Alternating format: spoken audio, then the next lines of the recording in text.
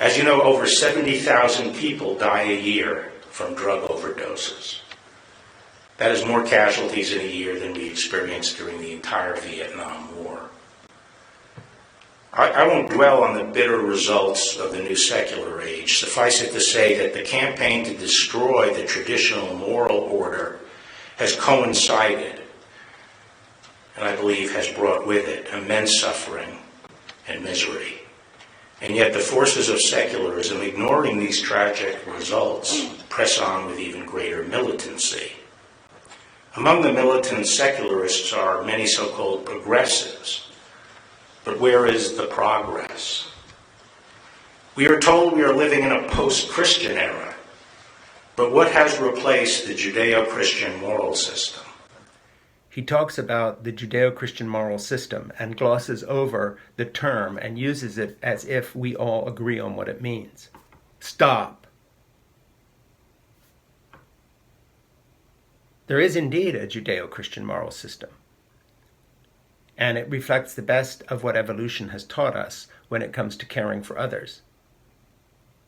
But what has been lost is the sense of community in this Judeo-Christian moral system that indeed did have a positive aspect to it, but has been replaced by a rapacious capitalism which Barr serves to the point when he lists the social pathologies of drug addiction, for instance. Notice he glosses over another statistic that kills more people than the Vietnam War did, and that is gun deaths.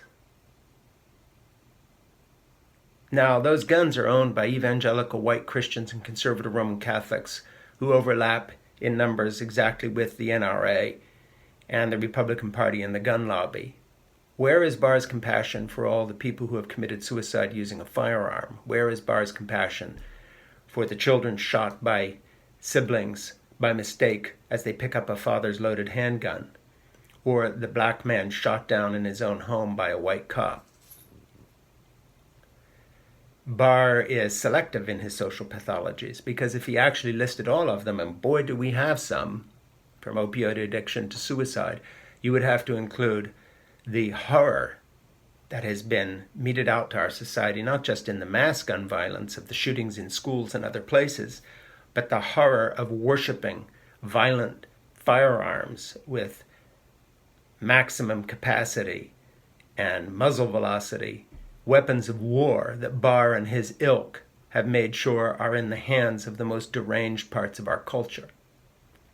And when Barr talks about secularism, it's his code word for selectively picking the bits and pieces of science he likes and maintaining them, but getting rid of the ones he doesn't like.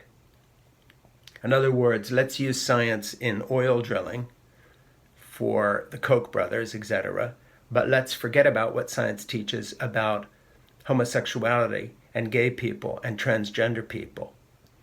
Let's forget what it teaches about community and schools and education, and rather replace that with homeschoolers or religious education that flies in the face of science. And let's ignore climate change. Let's ignore climate change. Let's ignore climate change, because it gets in the way of the libertarian free-for-all that Barr interprets as a civil society.